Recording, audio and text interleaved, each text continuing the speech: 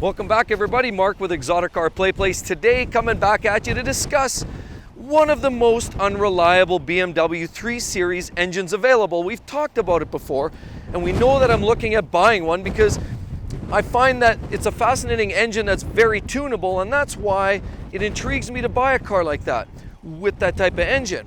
But today we're going to talk about a couple generations of that engine, of this 3 Series. One of them being the N54 and one of them being the N55. And I'm going to show you briefly each car that you'll find these engines in, and I'll describe some of the differences of both the cars, but more importantly, basically talk about the engine or the key engine differences between the N54 and the N55 engines.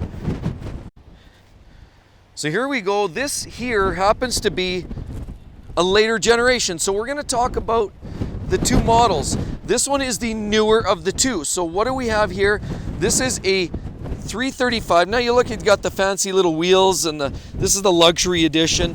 Not sure this is really the car I'd be looking for per se, but as you'll notice, it is a 335. So we've got the 335 emblem there, and we've got the dual pipes, and a lot of the features are very similar to the early car, but this in fact is the newer generation of, utilizing the N54, N55 engines. This one here uses the N55, which is the revised engine.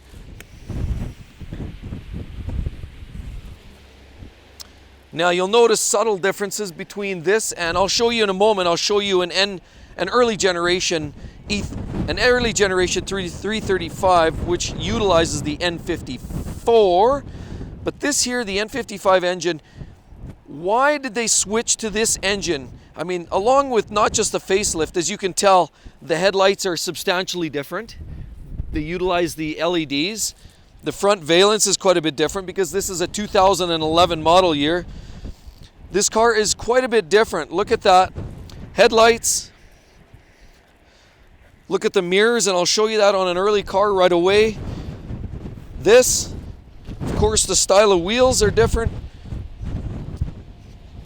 But you'll notice the tail lights are a little bit as different as well. They have the revised tail lights on this car. Those are some big differences. You'll notice also the rear bumper, quite a bit restyled. You've got some nice styling elements on there as well, some chrome accents. This one's the X-Drive, so it's the all-wheel drive. But overall, there are a lot of little subtle changes on this facelift, on this version, of course, over the previous generation. You've even got these nice accents on the hood. You've also got you'll notice the square hood, of course, is quite a bit different than the newer stuff. Now, why did they switch, not just the facelift, but what did they do to this engine? Well, the earlier car actually utilized a twin-turbo engine. The N54 was a twin-turbo engine and pushed out about 300 horsepower. Then in the facelift, and utilized in the N55 engine, they bumped it to a single turbo but a twin scroll. So it's a more efficient turbocharger that spools up quite a bit quicker. However, it's only a single turbo, and now it sort of does one. Now, why is that important? Well, not only did they switch the turbos, but they actually switched some other parts. The newer generation car typically has a lot less issues than the earlier car.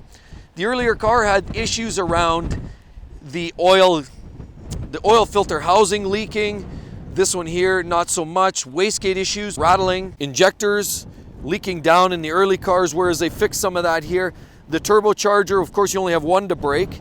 And also internally, this engine was different because they utilized different internal parts on the engine. Now, the early cars, believe it or not, had stronger internals and was better actually for modifying than the N55. Now, the N55 was reconstructed more for reliability, but the original N54 was more based on power and performance, and especially if you wanted to mod it, that was the car to have. This one here is more for the reliability. That's why you would choose this car. So there's an early generation 335. Of course, prettier wheels on there. You'll notice the handles, very similar of course, but the mirrors are quite different on the earlier car. The headlights are more of the old school, as you can tell. Look at the headlights. The front end is a lot more rounded off. The older generation, a lot like my M5 or my E70 X5. It sort of has that rounded look different altogether. Fog lights are different, wheels are different, quite different. Now this one here actually has the N54 engine in it, of course, which is the problematic engine, the most unreliable 3 Series motor available. That's what you have in this car here. This one is also an X-Drive, but what's nice is this one here is a manual. As you can see in there, you've got a manual transmission. And what else is different about this? You'll see the taillights slightly different on this. Of course, they're both sedans, so it's a direct comparison, but you've got different taillights on here. You've also got the dual exhaust, but look at the rear finish on the bumper. A little bit different. They don't have the nice finish on there. So it's kind of a different look overall. Slight subtle changes to this car from the other one, but again, the overall styling is, you know, generally there. Again, on the hood, you have these different creases. Generally a different looking car altogether. Now these ones here weren't the most reliable cars on the market for the reasons I just mentioned. Wastegates, injectors, leaking valve cover gaskets, turbos, you name it. This had issues with it, but that's okay. If you wanted to modify it, this was the car you bought.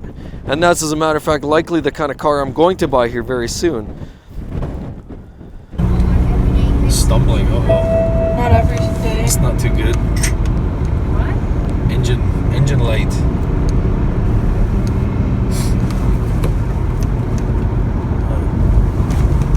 Sounds like she's got a little bit of troubles or something, I don't know. Another one on the side of the road too. This isn't a good sign. It feels kind of rough now all of a sudden or something. Yeah, we'll just...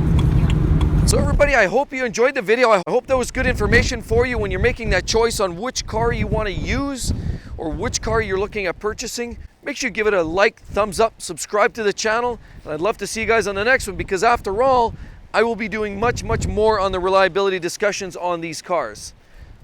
Hope to see you soon. See you then, guys. Bye-bye.